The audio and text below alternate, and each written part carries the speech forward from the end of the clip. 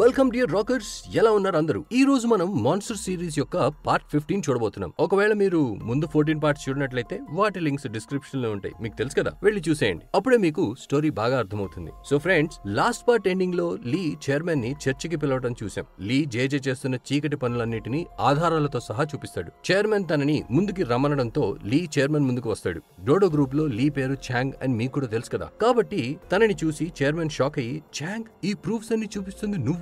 అరే, నువ్వు నాకు హెల్ప్ చేయాలనుకుంటే ఇలా రహస్యంగా చేయాల్సిన అవసరం ఏముంది అని అడగగా, లీ, ఎప్పుడు చూసినా మీ పక్కన చాలా మంది వ్యక్తులు ఉంటారు, వాళ్ళందరూ తమకు తాము మీకు లాయల్ గా ఉంటారని చెప్పుకుంటారు. వాళ్ళు నన్ను ఎప్పుడు మీ దగ్గరికి రానివ్వరు, అందుకే నేను ఇలా చేయాల్సి వచ్చింది. అంతేకాదు, నేను జేజే పక్కన ఉంటూనే ఈ ఎవిడెన్స్ అన్నిటినీ కలెక్ట్ చేశాను. ఒకవేళ నేనే తనకి వ్యతిరేకంగా పనిచేస్తున్నానని తనకి తెలిస్తే నన్ను వదిలిపెట్టడు అని చెప్తాడు. చైర్మన్, మంచి విషయమే గాని నువ్వు జేజేకి వ్యతిరేకంగా ఎందుకు పనిచేస్తున్నావు? తనపైన నీకు ఎలాంటి శత్రుత్వం ఉంది అని అడుగుతాడు. అందుకు లీ, సార్, జేజే నా ఫ్యామిలీకి చాలా ఘోరమైన పనులు చేశాడు, అందుకే నేను తనపైన రివెంజ్ తీర్చుకోవాలనుకుంటున్నాను. తనకి శిక్ష పడాలని ఆ దేవుడిని ఎంతో వేడుకున్నాను, కానీ దేవుడు నా వైపు లేడు, అందుకే నేనే జేజేని నాశనం చేయాలని డిసైడ్ అయ్యాను అని సమాధానం ఇస్తాడు. అరే, కానీ జేజే అంతలా మీ కుటుంబానికి ఏం చేశాడు అని చైర్మన్ అడగడంతో లీ సమాధానం చెప్పబోతుండగా ఇక్కడ ఇంకా వేరెవరో ఉన్నట్టు సౌండ్ వినబడుతుంది. సో అది విన్న లీ, నేను మిమ్మల్ని ఒంటరిగా రమ్మన్నాను, కానీ మీరు ఎవరినో వెంట తీసుకొని వచ్చారు కదా, ఇప్పుడు నాకు మీ మీద కూడా నమ్మకం లేకుండా పోయింది అని చెప్పి వెళ్ళిపోతుండగా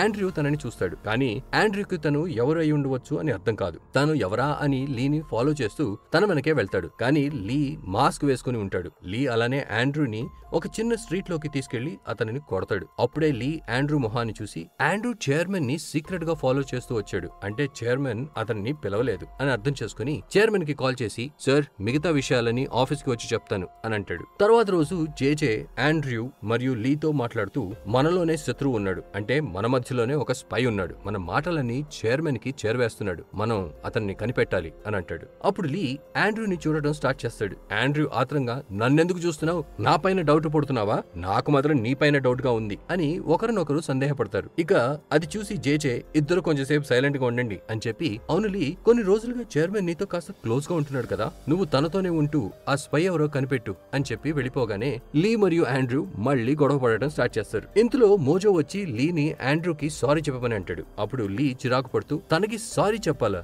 ఎందుకు చెప్పాలి అని అనడంతో మోజో, ఎందుకంటే తను చైర్మన్ కొడుకు కాబట్టి అని చెప్పగానే లీ ఒక్కసారిగా, ఏంటి, చైర్మన్ కొడుకా? అసలేం జరుగుతోంది ఈ కథలో?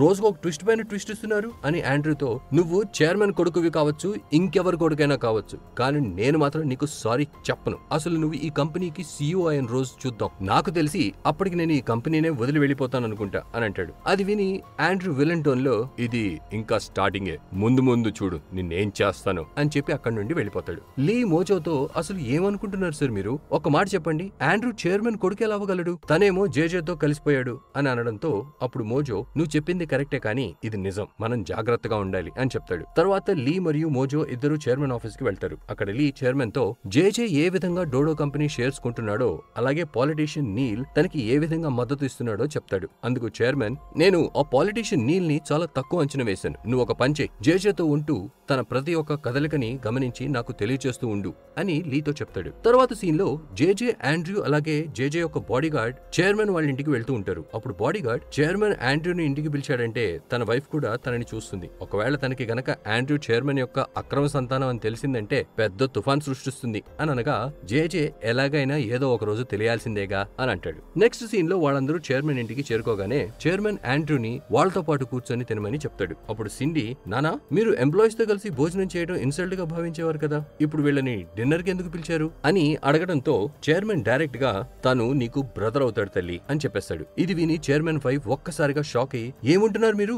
నాకున్నది ఒక్కడే కొడుకు, తను కూడా జైల్లో ఉన్నాడు అని అంటుంది. అప్పుడు చైర్మన్, విను విను విను, తను నీ కొడుకు కాదు, నా కొడుకు అని అనడంతో తను కళ్ళు ఎర్రబడిపోతాయి. అప్పుడే ఆండ్రూ చైర్మన్ కి మరియు షాలోమ్ కి పుట్టిన అక్రమ సంతానం అని తను అర్థం చేసుకుంటుంది. ఇక తనకి ఈ ఇంట్లో చోటు ఉండదేమో అనే ఆలోచనలో పడి కోపంగా ఆండ్రూపై చిరాకుగా, ఇంట్లో అడుగు పెట్టడానికి నీకెలాంటి హక్కు లేదు, వెళ్ళిపో బయటికి అని అంటుంది. కానీ ఆండ్రూ మాత్రం ఏమీ మాట్లాడకుండా సైలెంట్ గా కూర్చొని ఉంటాడు. అప్పుడు చైర్మన్, వెళ్ళాలి అనుకుంటే నువ్వు వెళ్ళు, తను ఎక్కడికి వెళ్ళడు అని అనడంతో తన పైన అరుస్తూ చైర్మన్ వైఫ్ తన రూమ్ లోకి వెళ్ళిపోతుంది. తర్వాత చైర్మన్ వైఫ్ జేజే పైన అరుస్తూ, నేను నీకు ఎన్నిసార్లు చెప్పాను, చైర్మన్ కన్నా ముందే ఆండ్రూ గురించి తెలుసుకోమని అని అంటుంది. దానికి జేజే తనకేం తెలియనట్టే నటిస్తూ, సారీ మేడం, చైర్మన్ ఇంత త్వరగా తన గురించి తెలుసుకుంటాడని నేను అనుకోలేదు అని అనగా, ఇదంతా నాకు తెలీదు, నేను ఆ అబ్బాయితో మాట్లాడాలి, తనని పిలవండి అని చైర్మన్ వైఫ్ జేజేతో చెప్తుంది. ఇంకోవైపు ఆండ్రూ సిండీ రూమ్ లోకి వెళ్తాడు. సిండీ కాస్ట్లీ వైన్ తాగుతూ, నువ్వు ఇక్కడికి ఎందుకు వచ్చావు అని అడగడంతో ఆండ్రూ, ఈ రూమ్ అంతా వైన్ బాటిల్స్ తో నిండిపోయింది, అన్ని ఖరీదైన వాటిలా అనిపిస్తున్నాయి అని ఒక వైన్ బాటిల్ తీసుకుని తాగడం స్టార్ట్ చేస్తాడు. అప్పుడు సిండీకి కోపం వచ్చి, కావాలంటే నువ్వు నన్ను నీ సిస్టర్ అనుకో, కానీ నేను మాత్రం ఎప్పటికీ నిన్ను నా బ్రదర్ అనుకోను అనడంతో ఆండ్రూ, చూడు సిస్టర్, ముందు నువ్వు మాట్లాడటం నేర్చుకో, అలాగే ఇతరులకి రెస్పెక్ట్ ఇవ్వడం నేర్చుకో, అప్పుడు నువ్వు నా సిస్టర్ అవుతావు అని అంటాడు. ఇక సిండీ కోపంగా, నిన్న మొన్నటి వరకు ఎవరో కూడా తెలియని వాడు సడన్ గా నా బ్రదర్ అయిపోయి ఇంట్లో దూరిపోయాడు అని అనుకుంటుంది. అప్పుడే జేజే వచ్చి, ఆండ్రూ, మీ పిన్ని అంటే చైర్మన్ వైఫ్ నిన్ను పిలుస్తుంది పద అని తనని తీసుకువెళ్తాడు. ఇక ఆండ్రూ రాగానే చైర్మన్ వైఫ్ తనని మరియు తన తల్లిని తిట్టడం స్టార్ట్ చేసి, నువ్వు కూడా మీ మమ్మీ లాగానేనా, మీ అమ్మ నా హస్బెండ్ ని తన బుట్టలో వేసుకున్నట్టుగానే నువ్వు కూడా చేద్దామని వచ్చావా, సిగ్గుండాలి నీకు, ఆయన నిజంగా నా హస్బెండ్ కి మీ అమ్మ మీద ప్రేమ లేదు, కేవలం తను మీ అమ్మతో చేసిన ఒక పెద్ద తప్పు వల్లే నువ్వు ఇప్పుడు మా ఇంట్లో ఉన్నావు అని అంటుంది. ఫ్రెండ్స్, వాళ్ళ అమ్మని అన్ని మాట్లాడడం విని ఆండ్రూకి కోపం వచ్చి, ఏంటి మా నాన్నకి మా అమ్మ అంటే ప్రేమ లేదా, మీకు ఒక విషయం తెలుసా, మా నాన్నకి మీరంటే ఎప్పుడూ ప్రేమ లేదు, తనకి మా అమ్మ అంటేనే ఇష్టం అని చెప్తాడు. చైర్మన్ వైఫ్ కి కోపం వచ్చి ఆండ్రూ చెంపపైన గట్టిగా కొట్టి, మాటలు అదుపులో పెట్టుకుని మాట్లాడు, అర్థమైందా అని అంటుంది. ఇక ఆండ్రూ, చూడండి, మీరు మా అమ్మని ఈ ఇంట్లో నుండి వెళ్ళగొట్టినట్టు నన్ను వెళ్ళగొట్టలేరు అని చెప్పి వెళ్ళిపోతాడు. అప్పుడు చైర్మన్ వైఫ్ కి చాలా కోపం వస్తుంది. నెక్స్ట్ సీన్ లో జేజే సీక్రెట్ ఆఫీస్ అంటే ఎక్కడైతే డోడో గ్రూప్ యొక్క షేర్ వాల్యూని తగ్గించడానికి ట్రై చేస్తూ మరియు నెగటివ్ కమెంట్స్ రాస్తూ ఉంటారో ఆ ప్లేస్ ని చూపిస్తారు. లీ ఏమో అందరి నమ్మకాన్ని గెలుచుకోవడానికి అందరికీ స్నాక్స్ తీసుకొస్తాడు. జేజే, కొన్ని రోజుల్లో నాకు 100 మిలియన్లు దక్కబోతున్నాయి, అప్పుడు డోడో గ్రూప్ యొక్క షేర్స్ అన్నిటినీ నేను కొనేస్తాను అని చెప్పి లీని పాలిటీషియన్ నీల్ ని కలవమని చెప్తాడు. అయితే అక్కడ ప్రెస్ కి సంబంధించిన పెద్ద పెద్ద వాళ్ళు వస్తారు. డిఫెన్స్ ఇండస్ట్రీ సీఈఓ విక్టర్ కూడా అక్కడికి వస్తాడు. యాక్చువల్లీ విక్టర్ వాళ్ళ కంపెనీ కొన్ని వెపన్స్ ని తయారు చేస్తుంది. అవి సడన్ గా పేలడంతో కొంతమంది సోల్జర్స్ చనిపోతారు. ఇక ఈ విషయం బయటికి తెలియకుండా చేయడానికి వాళ్ళు ప్రెస్ ని పిలిచి ఈ న్యూస్ ని పబ్లిష్ చేయకూడదని వాళ్ళకి డబ్బులు ఇస్తారు. ఈ డబ్బులు లీ ద్వారా ఇవ్వబడతాయి. ఇందుకు ప్రతిఫలంగా విక్టర్ నీల్ కి చాలా డబ్బు ఇస్తాడు. ఆ డబ్బుతోనే జేజే డోడో గ్రూప్ యొక్క షేర్స్ అన్నింటినీ కొనడానికి ప్లాన్ చేస్తాడు. ఇక ఇప్పుడు లీకి వీళ్ళ ప్లాన్ అంతా తెలిసిపోతుంది. లీ నేరుగా చైర్మన్ దగ్గరికి వెళ్లి వాళ్ళ ప్లాన్ మొత్తాన్ని చెప్పేయడంతో చైర్మన్, ప్రెస్ వాళ్ళు నాకు కూడా తెలుసు, విక్టర్ మరియు నీల్ కి మధ్య ఉన్న డీల్ ని పబ్లిష్ చేయిస్తాను, అందుకు ఎంత డబ్బులైనా పర్వాలేదు, ఇచ్చేద్దాం అని అంటాడు. మరోవైపు మోజో ఒక్కొక్కరిగా ప్రెస్ ఓనర్స్ ని కలుస్తూ ఉంటాడు. మోజో చీఫ్ ఎడిటర్ తో మాట్లాడుతూ, ఏ న్యూస్ గురించి అయితే పబ్లిష్ చేయవద్దని నీల్ మీకు డబ్బులు ఇచ్చాడో దానికి 2 రెట్లు ఎక్కువగా ఇస్తాను, అదే న్యూస్ ని ఫ్రంట్ పేజ్ లో పెద్ద పెద్ద హెడ్లైన్స్ తో వెయ్యి అని చెప్పడంతో చీఫ్ ఎడిటర్, సారీ సార్, నేను అలా చేయలేను అని అంటాడు. అప్పుడు మోజో, ఇన్నాళ్ల నుండి డోడో గ్రూప్ యొక్క యాడ్స్ మీ న్యూస్ పేపర్ కే ఇస్తున్నాం, నాకు తెలిసి డోడో గ్రూప్ యాడ్స్ నుంచి వచ్చినంత డబ్బు మీకు ఇంకెవ్వరూ ఇచ్చి ఉండరు, అంతా మీ చేతుల్లోనే ఉంది, జాగ్రత్తగా ఆలోచించి నిర్ణయం తీసుకోండి అని బెదిరించినట్టుగా చెప్పి వెళ్ళిపోతాడు. తర్వాత రోజు నీల్ జేజే తో మాట్లాడుతూ, నువ్వు చైర్మన్ అక్రమ సంతానానికి బాగా ట్రైనింగ్ ఇచ్చావని విన్నాను, కానీ జాగ్రత్తగా ఉండు, తనది చైర్మన్ రక్తం, ఎప్పుడు రంగు మార్చేస్తాడో తెలీదు అని అంటాడు. అందుకు జేజే, లేదు లేదు, తను నా వైపే ఉండేలా తనకి ట్రైనింగ్ ఇచ్చాను అని చెప్తాడు. ఇంతలో బాడీ గార్డ్ భయంగా న్యూస్ పేపర్ తీసుకుని వస్తాడు. అందులోని ఫ్రంట్ పేజ్ లో విక్టర్ యొక్క కంపెనీ తయారు చేసిన వెపన్స్ పేలడం వల్ల కొంతమంది సోల్జర్స్ చనిపోయారు, ఈ విషయం దాచేందుకు నీల్ తనకి హెల్ప్ చేస్తున్నాడు అనే న్యూస్ ఉంటుంది. నీల్ షాక్ అయ్యి ఇదెలా జరిగింది అని అనుకుంటూ ఉండగా విక్టర్ న్యూస్ పేపర్ చూసి నీల్ కి కాల్ చేసి, నిన్ను నమ్మడం నాదే బుద్ధి తక్కువ, నీ వల్ల నా పరువు పోయింది అని అరవడంతో నీల్ కాల్ కట్ చేసి కోపంగా జేజే బాడీ గార్డ్ తో, మనం సీక్రెట్ గా మాట్లాడుకున్నదంతా న్యూస్ పేపర్ లో వేయించింది ఎవరో తెలుసుకో అని చెప్తాడు. ఇంకోవైపు జేజే, లీ మరియు ఆండ్రీతో, మన వెనకే ఉంటూ మన ప్లాన్స్ అన్ని ఆ చైర్మన్ కి చెప్తున్న ఆ స్పై గురించి ఇప్పటి వరకు ఏమీ తెలియలేదు అని అనడంతో లీ తనని దాన్ని కాపాడుకోవడానికి ఆండ్రూ వైపు అనుమానంగా చూస్తాడు. అది నచ్చక ఆండ్రూ కోపంగా, నన్నెందుకు చూస్తున్నావు అని అనడంతో మళ్లీ వాళ్ళ మధ్య వాదన మొదలవుతుంది. కాసేపటి తర్వాత లీ అక్కడి నుండి వెళ్ళిపోతాడు. జేజేకి లీ మరియు ఆండ్రూ పైన చాలా నమ్మకం ఉంటుంది. ఎంతలా అంటే వాళ్ళిద్దరిలో ఏ ఒక్కరిపైన కూడా తను సందేహపడాలి అనుకోడు. నెక్స్ట్ సీన్ లో విక్టర్ నీల్ ని కలవడానికి వస్తాడు.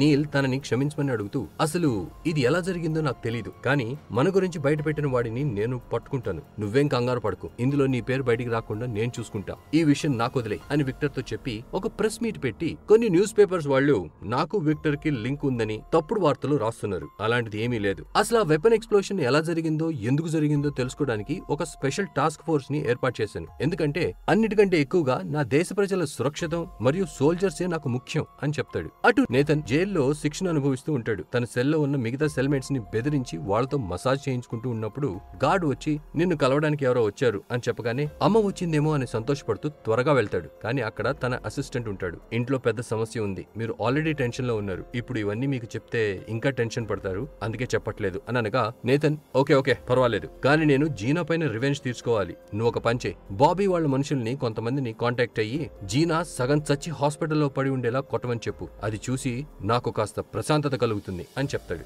జీనా రెస్టారెంట్ లో పనిచేస్తూ ఉండటం చూపిస్తారు. అప్పుడే ఆండ్రూ, షెరిల్ అలాగే తన ఫ్రెండ్స్ అక్కడికి వస్తారు. జీనా దాక్కుని వీళ్ళు కూడా ఇదే రెస్టారెంట్ కి రావాలా అని అనుకుంటుంది. కానీ షెరిల్ కి జీనా ఇక్కడే పనిచేస్తుందనే విషయం తెలుసు, అందుకే కావాలని జీనాని పిలిచి మా ఆర్డర్ తీసుకో అని అంటుంది. జీనా వాళ్లతో నవ్వుతూ మాట్లాడుతుండగా షెరిల్ నువ్వు ఇక్కడ వెయిట్రెస్ అండ్ మేము కస్టమర్స్, రెస్పెక్ట్ ఇచ్చి మాట్లాడు, అర్థమైందా అని చెప్పి తినడం అయిపోయాక జీనాకి టిప్ ఇచ్చి తీసుకో హ్యాపీగా ఉండు అని చెప్తుంది. ఇక ఆండ్రూ తన నోరు మించడానికి పదండి ఆఫీస్కి తిరిగి వెళ్ళిపోదాం అని అంటాడు. ఇక జీనా చాలా ఇన్సల్టింగ్ గా ఫీల్ అవుతుంది. ప్లేట్స్ తీసుకుని వెళ్తుండగా ఆండ్రూ నీకు డబ్బులు కావాలంటే నన్ను అడుగు అని చెప్పగా ఆల్రెడీ కోపంగా ఉన్న జీనా నీ డబ్బులు నీ దగ్గరే ఉంచుకో, నా దారికి అడ్డు రాకు, అదే నాకు పెద్ద హెల్ప్, వెళ్ళిపోయికండి అని అరుస్తుంది. మరోవైపు నేతన్ యొక్క అసిస్టెంట్ కూడా జీనాని కొట్టించడానికి గూండాలని కూడా రెడీ చేస్తాడు. జీనా తన ఇంటికి వెళ్తూ ఉన్నప్పుడు ఒకతను పెద్ద కర్ర తీసుకుని జీనాని వెంబడిస్తూ ఉంటాడు. ఇక జీనా తన ఇంటికి చేరుకోగానే అక్కడే కూర్చున్న ఆండ్రూని చూసి ఆ వ్యక్తి అటాక్ చేయడానికి ఇది సరైన సమయం కాదు అని అనుకుని అక్కడి నుండి వెళ్ళిపోతాడు. ఫ్రెండ్స్,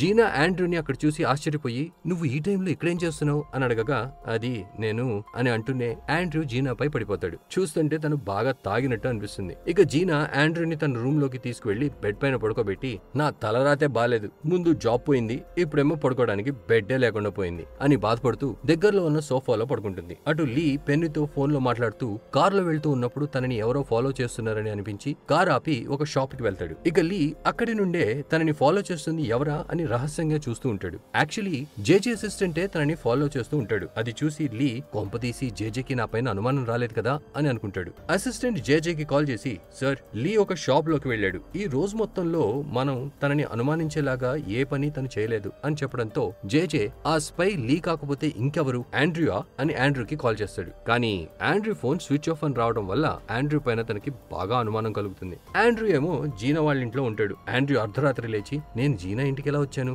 అని ఆశ్చర్యపోయి అక్కడి నుండి వెళ్ళిపోతూ ఉండగా జీనా సోఫాలో పడుకోవడం చూస్తాడు. పాపం జీనా ఆండ్రూని బెడ్ పైన పడుకోబెట్టి తను సోఫాలో పడుకుంటుంది. సో ఆండ్రూ జీనాని ఎత్తుకుని బెడ్ పైన పడుకోబెట్టి నేను తర్వాత కలుస్తాను అని చెప్పి అక్కడి నుండి వెళ్ళిపోతాడు. లీ మోజోతో మాట్లాడుతూ మీకు తెలుసా జేజేకి నా పైన అనుమానం వచ్చింది, తన బాడీ గార్డ్ ని నన్ను ఫాలో చేయమని పంపాడు అని చెప్పగా అది విని మోజో చూడు నువ్వు ఏదో ఒకటి చేసి మళ్ళీ జేజే నిన్ను నమ్మేలా చేయాలి అని చెప్తాడు. సో తరువాత రోజు లీ ఒక పక్కా ప్లాన్ తో జేజే యొక్క సీక్రెట్ ఆఫీస్ కి వెళ్తాడు. అందరూ లంచ్ చేయడానికి బయటికి వెళ్తారు. కానీ ఒకతను మాత్రం అక్కడే కూర్చొని సిన్సియర్ గా పనిచేస్తూ ఉంటాడు. చూస్తుంటే లీ తనని ట్రాప్ చేస్తాడు అనిపిస్తుంది. లీ తన దగ్గరకు వచ్చి తనతో మాట్లాడడం స్టార్ట్ చేస్తాడు. అంతలో తనకి ఒక ఐటమ్ డెలివరీ కాల్ వస్తుంది. యాక్చువల్లీ మోజోనే తనకి కాల్ చేస్తాడు. సార్, మీకు ఒక పార్సల్ వచ్చింది, ఎక్కడ డెలివరీ చేయాలి అని అడగగా అతను కింద పెట్టేసి వెళ్ళు అని అంటాడు. అప్పుడు మోజో కానీ సార్ ఇక్కడ ఎవరు లేరు, ఇక్కడ ఎక్కడ పెట్టాలి అని అడగడంతో అతను చిరాకు పడుతూ అరే కింద ఎక్కడైనా పెట్టు, నేను తర్వాత చూసుకుంటా అని కాల్ కట్ చేసి లీతో నువ్వు ఒక పని చేయి, కాసేపు ఇక్కడ వెయిట్ చేయి, నేను ప్లేట్ అక్కడ పెట్టేసి వస్తాను అని చెప్పి ఫోన్ ని టేబుల్ పైన వదిలేసి వెళ్తాడు. ఫ్రెండ్స్, ఇందాక మోజో కాల్ చేసిన నంబర్ ని లీ మోజో పేరుతో సేవ్ చేసి త్వరగా జేజే దగ్గరికి వెళ్లి నేను మోజోతో ఉన్నప్పుడు మీ సీక్రెట్ ఆఫీస్ నుండి ఎవరో అతనికి కాల్ చేశారు, అతనే ఆ స్పై ఏమో, మీరు త్వరగా వెళ్లి చెక్ చేయండి అని చెప్పగానే జేజే వెంటనే వెళ్లి ఆ వర్కర్ ఫోన్ తీసుకుని చెక్ చేస్తూ ఉండగా మోజో నంబర్ అలాగే మోజో పేరు అందులో ఉంటాయి. అదే టైంలో మోజో మళ్లీ కాల్ చేస్తాడు. ఫోన్ జేజే చేతిలో ఉండటంతో తనే కాల్ లిఫ్ట్ చేస్తాడు. అటువైపు నుండి మోజో మాట్లాడుతూ నీ పని ఎలా సాగుతోంది, ఆ జేజేకి తన ఆఫీస్ లోనే స్పై ఉన్నట్టు అనుమానం వచ్చింది అనుకుంటా, తను నిన్ను పట్టుకోగలడు, జాగ్రత్తగా ఉండు అని చెప్తాడు. ఇక జేజే ఆ స్పెక్స్ పెట్టుకున్న వర్కరే స్పై అని నమ్మి తనని కొట్టి వెళ్ళగొడతాడు. ఫ్రెండ్స్, ఈ విధంగా జేజేకి మళ్లీ లీ పైన నమ్మకం కలుగుతుంది. జేజే లీతో నువ్వు కరెక్ట్ టైంలో ఇన్ఫర్మేషన్ ఇచ్చావు, కానీ ఇప్పుడు ప్రాబ్లం ఏంటంటే మనం దాదాపు దాదాపు 30 ఫేక్ అకౌంట్స్ క్రియేట్ చేశాం. ఇప్పుడు మనం కొత్త అకౌంట్స్ క్రియేట్ చేయాల్సి ఉంటుంది అని చెప్తాడు. లీ దాన్ని మనసులో పెట్టుకుని పెన్నీతో జేజే 30 ఫేక్ అకౌంట్స్ తెరవబోతున్నాడు. అవన్నీ పెన్ డ్రైవ్ లో సేవ్ చేసి ఉంచాడు. ఒకవేళ మనం ఆ ఫేక్ అకౌంట్స్ ని మన అకౌంట్స్ తో రీప్లేస్ చేస్తే ఆ డబ్బులన్నీ నేరుగా మన అకౌంట్స్ లోకి వస్తాయి. ఈ విధంగా జేజే దగ్గర నుండి మొత్తం షేర్స్ మరియు డబ్బుని మనం లాక్కోవచ్చు అని చెప్తాడు. నెక్స్ట్ సీన్ లో లీ విచారమైన మొహంతో జేజే మరియు ఆండ్రూతో కలిసి తింటూ ఉంటాడు. జేజే ఆండ్రూ ముందు లీని బాగా పొగుడుతూ, నువ్వు సరైన సమయంలో ఆ స్పై ని కనిపెట్టావు, లేదంటే మనకి చాలా నష్టం జరిగేది. వచ్చే వారంలోగా మనకి అమౌంట్ మొత్తం అందుతుంది. అప్పుడు మనం డోడో గ్రూప్ ని కొనగలుగుతాం. ఆ తర్వాత చూడు, మనదే రాజ్యం నడుస్తుంది ఇక్కడ. ఇక ఆండ్రూ డోడో గ్రూప్ లో చాలా పెద్ద పొజిషన్ లో ఉంటాడు అని అంటూ, ఆండ్రూ నువ్వు లీని నీ చేతుల్లో ఉంచుకో, ఎందుకంటే తను చాలా నమ్మకంగా ఉంటాడు, అలాగే అన్నిటినీ బాగా అర్థం చేసుకుంటాడు అని ఆండ్రూతో చెప్తాడు. అప్పుడు ఆండ్రూ, నేనైతే అన్నిటికంటే ముందు తనని పనిలో నుండి తీసేస్తా అని అనడంతో లీ, ఒకవేళ నువ్వే గనక ఆ పొజిషన్ కి వెళ్తే నేనే ముందు రిజైన్ చేసి వెళ్లిపోతా అని అంటాడు. ఇక జేజే వాళ్ళిద్దరిని గొడవ పడకుండా ఆపుతాడు. అప్పుడే జేజే బాడీ గార్డ్ వచ్చి, సార్ లీ వాళ్ళ పేరెంట్స్ యొక్క మెమోరియల్ ఆ ప్లేస్ నుండి తీసేయడానికి ప్లాన్ చేస్తున్నారు అని చెప్తాడు. ఫ్రెండ్స్, ఇక్కడ మీరు ఒక విషయం గుర్తుపెట్టుకోవాలి. మీకు అర్థం కావడం కోసం హీరోని తన అసలు పేరుతో ఐడెంటిఫై చేస్తున్నాం. యాక్చువల్లీ లీ కొత్త ఐడెంటిటీ పేరు చాంగ్ కాబట్టి వాళ్ళందరికీ లీ చాంగ్ గానే తెలుసు. అందుకే బాడీ గార్డ్ ఆ ప్లేస్ ని రెన్యువల్ చేయించలేదు కాబట్టి లీ వాళ్ళ పేరెంట్స్ మెమోరియల్ ని తీసేస్తున్నారు అని చెప్తాడు. అప్పుడు జేజే, ఇప్పుడు దాని అవసరం ఏముంది, కాంట్రాక్ట్ ని రెన్యువల్ చేయించము, దాన్ని తీసేయమని చెప్పు అని అనడంతో లీ షాక్ అయ్యి, తను మా పేరెంట్స్ గుర్తుగా ఉన్న ఒక్క మెమరీని కూడా తుడిచివేయడానికి రెడీగా ఉన్నాడు అని అనుకుంటూ ఉంటాడు. అప్పుడు ఆండ్రూ, అరే అసలు ఈ లీ ఎవరు, తన పేరెంట్స్ కి ఏమైంది అని అడగగా జేజే దానికి సమాధానం ఇస్తూ, లీయా తన పేరెంట్స్ ని తనే చంపుకున్న ఒక పెద్ద సైకో అని చెప్తాడు. ఫ్రెండ్స్, పాపం అది విని లీ బయటికి ఏ రియాక్షన్ కనిపించకుండా తనలో తానే బాధపడుతూ వెంటనే అక్కడి నుండి లేచి, చైర్మన్ నన్ను పిలిచిన విషయం నేను మర్చిపోయాను, నేను వెళ్ళాలి అని చెప్పి నేరుగా వాళ్ళ పేరెంట్స్ మెమోరియల్ ఉన్న ప్లేస్ కి డ్రైవ్ చేస్తూ వెళ్తూ ఉంటాడు. ఫ్రెండ్స్, తను చాలా టెన్షన్ లో ఉంటాడు. తన మెమోరియల్ వాళ్ళకి కాల్ చేసి, మా పేరెంట్స్ యొక్క మెమోరియల్ ని ఎవరు ముట్టుకోకూడదు, నేను వెంటనే వస్తున్నాను, మీకు ఎంత డబ్బు కావాలన్నా ఇస్తాను, కానీ మెమోరియల్ ని మాత్రం ఏం చేయవద్దు అని అరుస్తాడు. కానీ మెమోరియల్ అతను ఈ పాటికే దాన్ని శ్మశాన వాటికకి తీసుకువెళ్లి ఉంటారు అని చెప్పడంతో లీ వెంటనే శ్మశాన వాటికకి చేరుకుంటాడు. అక్కడే వాళ్ళ పేరెంట్స్ అస్థికల్ని ఒక గుంటలో విసిరేస్తూ ఉంటారు. అది చూసి లీ, ప్లీజ్ వాటిని విసిరేయకండి అని అరుస్తూ వెళ్లేలోపే వాళ్ళ అస్థికల్ని అందులో పడేస్తారు. లీ కనీసం మిగులున్న అస్థికల్ని తీయడానికి ట్రై చేస్తూ ఉండగా తనకి కాలుతున్న స్మెల్ వస్తుంది. తన పేరెంట్స్ గుర్తుగా వాళ్ళ మెమోరియల్లో దాచుకున్న మెమరీస్ అన్నిటినీ తగలబెట్టడం చూసి తన కోటు విప్పి మంటలని ఆపడం స్టార్ట్ చేస్తాడు. కానీ అప్పటికే అన్ని వస్తువులు కాలిపోతాయి. ఫ్రెండ్స్, లీలోని అగ్నిపర్వతం పేలి తన కోపం మరియు నిస్సహాయత మధ్యలో ఏడుస్తూ అరుస్తాడు. తనలో జేజే పైన రివెంజ్ తీర్చుకోవాలన్న కోరిక ఇంకా పెరిగి, ఇక జేజేని నా నుండి ఎవ్వరూ కాపాడలేరు, నేను త్వరగా అతన్ని అంతం చేస్తా అని అనుకుంటాడు. సో దీంతో పార్ట్ 15 అయితే ఎండ్ అవుతుంది. ఏంటి ఫ్రెండ్స్, ఇప్పుడిప్పుడే సిరీస్ ఊపందుకుంటుంది కదా. ఇప్పుడు లీ జేజేని ఏం చేయబోతున్నాడు, డోడో గ్రూప్ పరిస్థితి ఏంటి, లీయే అసలైన స్పై అని జేజేకి తెలుస్తుందా? ఈ ప్రశ్నలన్నిటికీ ఆన్సర్ తెలుసుకోవాలంటే వెంటనే వీడియోని లైక్ చేసి ఛానల్ ని సబ్స్క్రైబ్ చేసుకోండి. అలాగే నోటిఫికేషన్ బెల్ మీద కూడా క్లిక్ చేయండి. And finally, thanks for watching.